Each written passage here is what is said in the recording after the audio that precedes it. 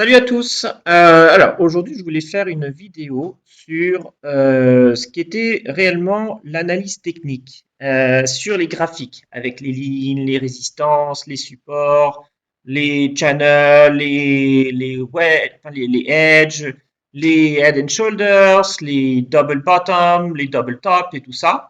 Et pour en fait un peu revenir dessus et voir en fait la logique derrière l'analyse technique et vraiment la réalité que c'est. Et je voulais faire cette vidéo parce que moi je suis tombé dans dans ce truc au tout début quand j'ai commencé à trader, mais c'était il y a super longtemps. Et en fait, je savais pas trader. Et je me disais, ouais, c'est génial ce truc, pouvoir trader depuis un ordi. J'ai envie d'apprendre. Et ce que j'ai fait, c'est que je suis allé dans un magasin de bouquins et j'ai acheté un bouquin sur l'analyse technique. Et quand j'ai vu les trucs, je me suis dit, mais c'est génial. En fait, il y a plein de trucs qu'on peut faire et on peut vachement contrôler ce qu'on fait. Et en fait, avec le temps, je me suis aperçu que c'était un peu un attrape-couillon. Parce que l'analyse technique, en grande partie, nous fait acheter là où on devrait vendre et vendre là où on devrait acheter. Pour la grande partie. Des fois, ça fonctionne, mais on va dire que la grande majorité du temps, ça ne fonctionne pas parce que il n'y a pas y a pas de logique pragmatique derrière. Et en fait, c'est comme quand on achetait des actions ou acheter des futurs ou des options ou autre chose sur les marchés financiers. C'est exactement la même chose que ce qu'on achèterait dans la vie de tous les jours. Si on va au supermarché et qu'on veut acheter je sais pas moi, de la viande hachée, si elle est à 30 euros le kilo, on va pas forcément l'acheter, alors que si elle tombe à 5 euros le kilo, là, on va essayer d'en faire des réserves et on va la mettre au congélateur. Et donc, on va en acheter beaucoup plus. Alors que si c'est à 30 kilos, 30 euros le kilo, au contraire, on va vachement se limiter. On va se dire, bon, bah, je vais plutôt acheter autre chose, du poulet ou un autre produit, parce que c'est trop cher en attendant que ça redescende. Les marchés financiers, c'est la même chose. Et l'analyse technique, souvent, ce que ça nous force à faire, c'est l'inverse de ce qu'on devrait faire. C'est, par exemple, sur des graphiques, comme ici, ça c'est le DAX, le futur FDAX, bon, le marché allemand, mais un des plus gros marchés européens, voire le plus gros. Par exemple, je reviens sur la crise de la pandémie qu'il y a eu.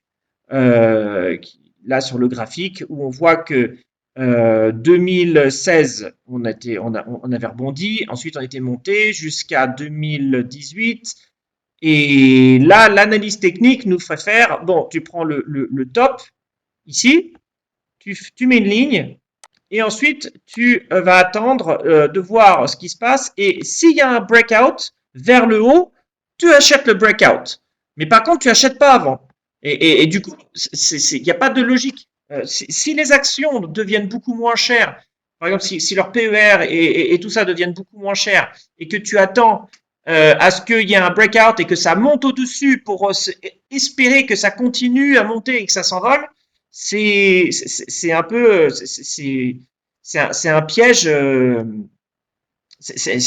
Ouais, c'est complètement un piège si on ne sait pas ce qu'on fait.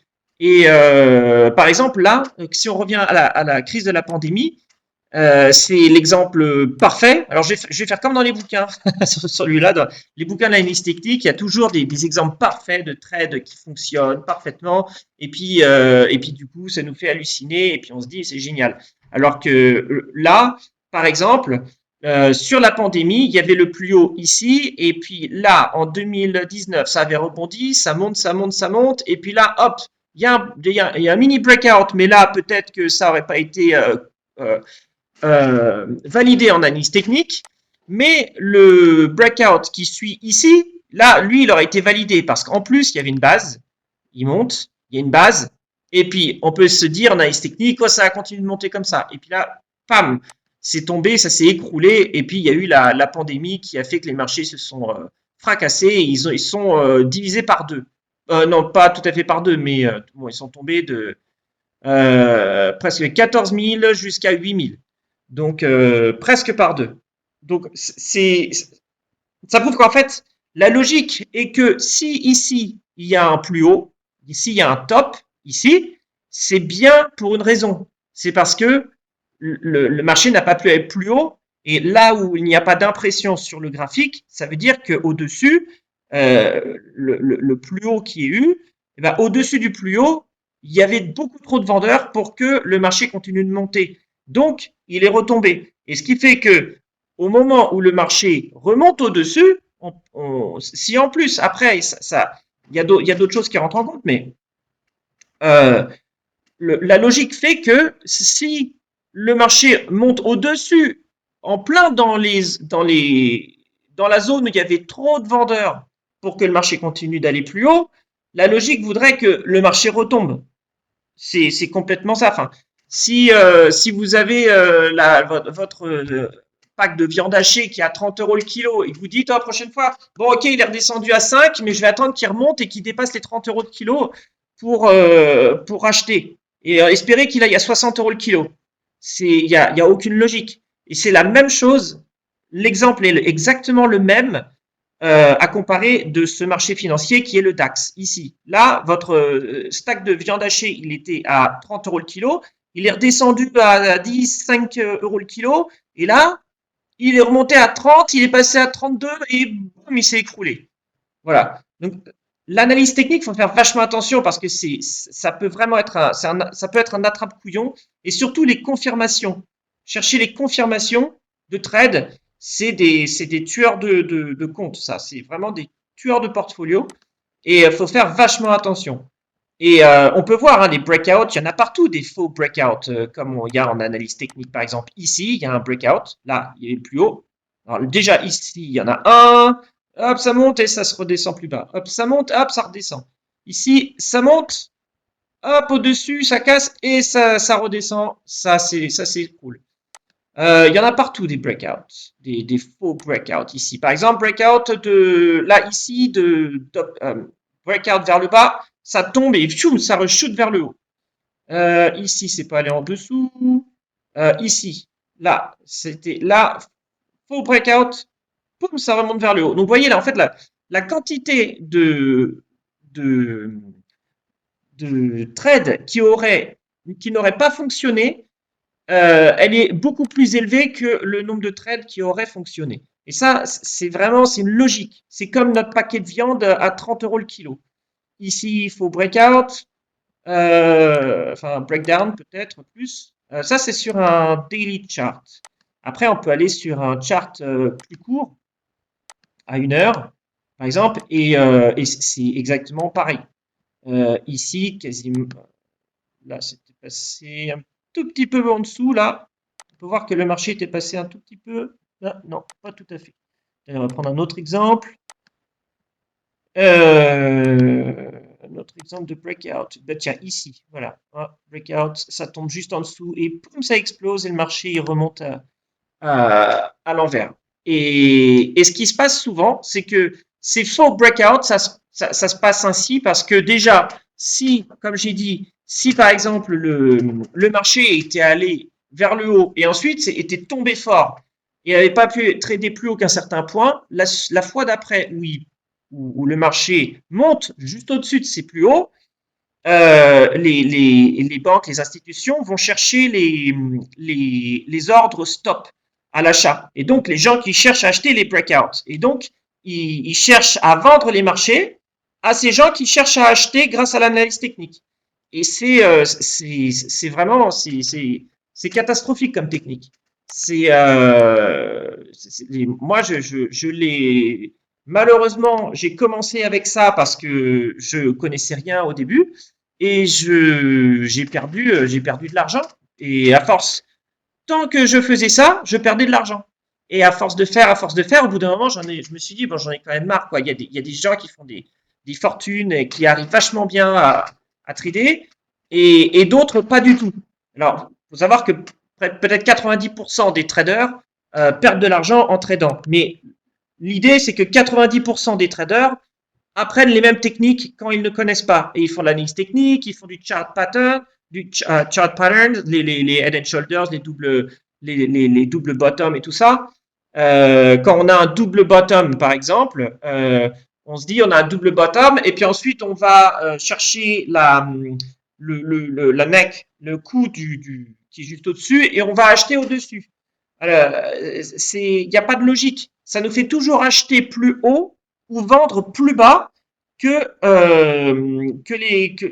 là où sont les marchés. Et donc, c'est augmenter le risque et diminuer le potentiel gain possible sur notre trading. Et ça accentue énormément les pertes. Vous voyez, là, il y avait eu encore un faux breakout ici, là. Ça tombe ici, breakout, et ça a chuté vers le haut. Enfin, il y en a partout. Des exemples contraires à ce qu'on voit dans les livres d'analyse technique, il y en a partout. Et il y en a beaucoup plus que des exemples qu'on voit dans les livres parfaits qui fonctionnent parfaitement avec les indicateurs. Pareil, ici, on ajoute un indicateur, un moving average. Par exemple, je vais prendre un moving average simple comme truc basique. Et puis, on va mettre le truc qui est connu par tout le monde. C'est le support, c'est le 200, le moving average 200, de 200 sur 200 barres. En fait, ça utilise 200 barres sur le graphique pour calculer la moyenne du moving average. Alors là, il est là, par exemple, le moving average. Alors là, c'est pas un super exemple parce que le moving average, il est loin. Alors, non, il y a un bon exemple. Il y a plusieurs bons exemples là. Donc, dans un marché, en analyse technique, si le marché tombe en dessous du 200 moving average, eh ben, on est supposé vendre. Okay, donc, le marché, il est monté, le moving average, il est là, et du coup, le marché tombe, et on se dit, bon, s'il tombe en dessous, eh ben là, on vend. Donc, en fait, on vend après que le marché est tombé, soit tombé. Et quand il passe en dessous du 200 moving average, on est supposé vendre. Super. C'est vraiment vendre plus bas. Chercher à vendre plus bas, c'est comme chercher à ne pas acheter votre paquet de viande de viande hachée à 30 $ le kilo, à 5 $ le kilo parce que c'est pas assez cher. Ah non, il faut le vendre quand ça descend. C'est ridicule. Il faut le vendre en dessous de 5 € le kilo, il faut l'acheter au-dessus de 30 € le kilo. C'est la même chose, même logique. Donc là, par exemple, le marché du DAX, là, hop, on voit que le marché il est monté. Là, il est tombé, il est passé en dessous. Vous êtes supposé vendre. Vous êtes supposé être vendeur, hein, tout là. Pourtant, le marché, il est remonté tout en haut. Ensuite, là, il est monté. Hop, il redescend. Là, il passe en dessous du 200 moving average. Hein. En plus, il ferme en dessous plein de fois. Il est en dessous. Là, vous êtes supposé vendre ici, hein, en analyse technique. Et pourtant, le marché, poum, il remonte à bloc. Il est, voilà, il remonte. Enfin, en suivant cette technique, vous auriez vachement bien perdu votre vie. Et ça, c'est vraiment, enfin, c'est catastrophique, quoi.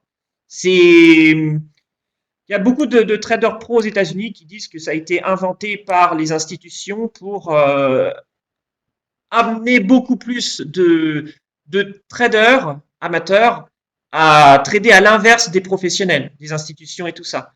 Et c'est vrai que la majorité des traders amateurs, dès que les marchés commencent à tomber et ils cassent certains niveaux et ils tombent, au lieu d'acheter, ils se mettent à vendre. Et du coup, il y a un énorme montant de trades qui se mettent à arriver jusqu'à un point où il n'y a plus de trades. Parce que tous ceux qui ont voulu vendre ont vendu et il reste que les institutions qui achètent et puis pam, les marchés remontent à la hausse. Voilà, c'est vraiment, pour moi, c'est un attrape-couillon. Sans dire que les gens qui le font sont des couillons, c'est une expression parce que c'est vraiment, moi j'étais un couillon si je pars de mon principe là.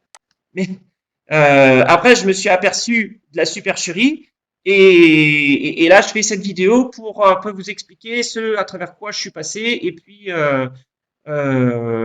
après, en fait, mon trading a commencé à aller de mieux en mieux, juste en suivant quelques logiques simples.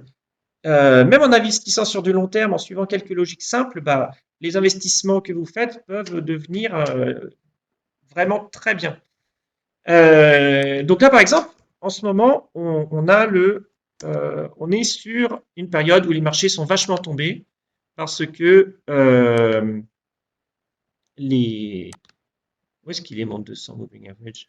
Ah, il se calcule. Là, les marchés sont vachement tombés.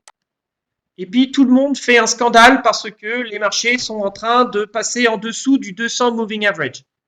Donc, ils sont en train de se dire, est-ce qu'il faut se mettre à être vendeur ou est-ce qu'il faut au contraire acheter? Mais la plupart des gens se disent, si ça passe en dessous du 200 moving average, il faut être vendeur. Donc, vendeur, on peut l'être, mais pas sous n'importe quel marché et pas que parce que le 200 moving average a été cassé par le prix du marché. Je ne sais pas pourquoi il met autant de temps à se mettre. Attendez, je vais l'enlever, je vais le remettre. Alors, là, il se met toujours pas. Ah, peut-être parce que c'est un futur, ça. Je sais pas. On va voir. Voilà, ouais. Je sais pas pourquoi. C'est sur le futur, c'était pas. Voilà. Alors, on va le mettre on va mettre le 200 moving average sur le marché du S&P 500 là. Donc on va voir en ce moment, c'est la crise sur les tarifs que Donald Trump veut imposer au monde entier, son moyen de pression pour négocier tout ce qu'il veut faire avec les États-Unis. Bref, il faut être très très très prudent parce que c'est pas parce que le marché passe en dessous du 200 moving average qu'on doit être vendeur. Là, vous voyez, les marchés, ils sont vachement tombés. Et c'est très probable que dans très peu de temps, ils se remettent à monter. Et même plus haut que là où ils étaient ici. Et l'idée, c'est que les traders pros, les institutions, cherchent les vendeurs. Et qu'est-ce que les gens qu'est-ce que les gens amateurs font de plus qui font ils perdent de l'argent la majorité du temps, c'est qu'ils font de l'analyse technique avec plein de choses qui pratiquent sur les instruments financiers, donc l'analyse technique, les chart patterns, enfin, plein de trucs, les moving average et tout ça. Et ils vont chercher en fait ils vont chercher des vendeurs parce que si eux veulent acheter les marchés, ils ont besoin que d'autres personnes vendent les marchés. Et donc, il y a une énorme psychologie, un effet marketing qui se passe sur les télés, dont on voit partout à CNBC, puis les chaînes télé financières, des soi-disant experts et puis gérants de fonds, etc., qui arrivent et puis disent, oh mon Dieu, ça a cassé le 200 moving average. Ok, bah, peut-être que ça va tomber plus bas, mais les probabilités et les chances que le marché se retourne parce que justement les institutions et tout ça absorbent tous les vendeurs qui sont arrivés sur le marché parce que le marché a cassé le 200 moving average et que les gens se sont mis à vendre par peur, la peur que les marchés tombent amène les traders amateurs à vendre et les traders professionnels à acheter. Et quand les traders professionnels achètent et que les institutions donc achètent, et ben c'est eux qui ont la majorité de l'argent. S'il y a 100 000 vendeurs sur une action et que l'institution Goldman Sachs, JP Morgan, tout le monde arrive et puis ils se disent il y a beaucoup de vendeurs il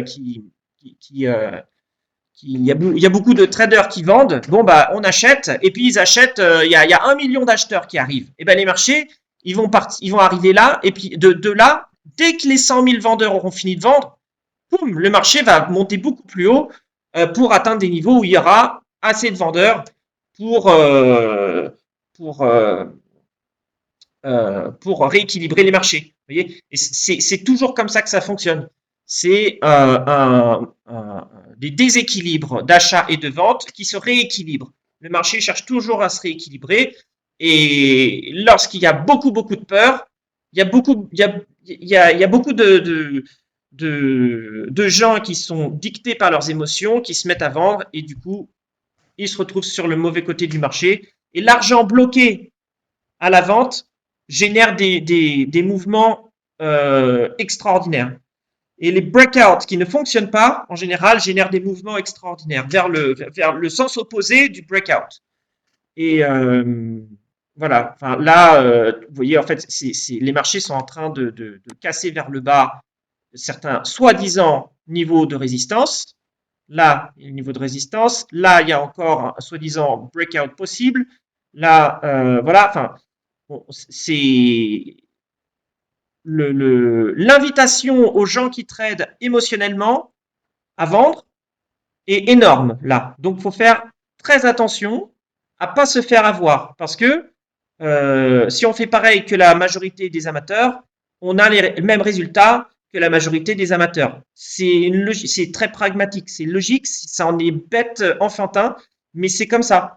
Et là, les marchés, par rapport à ce qu'ils tradaient avant, ici, et à là où les gens étaient d'accord pour acheter et vendre le marché, et ben les marchés, ils arrivent à des niveaux où il vaut mieux pas trop être vendeur.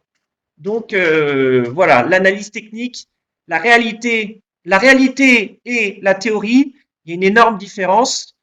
Et je voulais faire cette vidéo pour partager avec vous, moi, mon expérience, parce que j'ai tellement galéré en trading et j'ai eu la chance de tomber sur des gens qui m'ont vraiment expliqué et enseigné aux États-Unis, des traders qui étaient sur les floors du Chicago, New York, et puis qui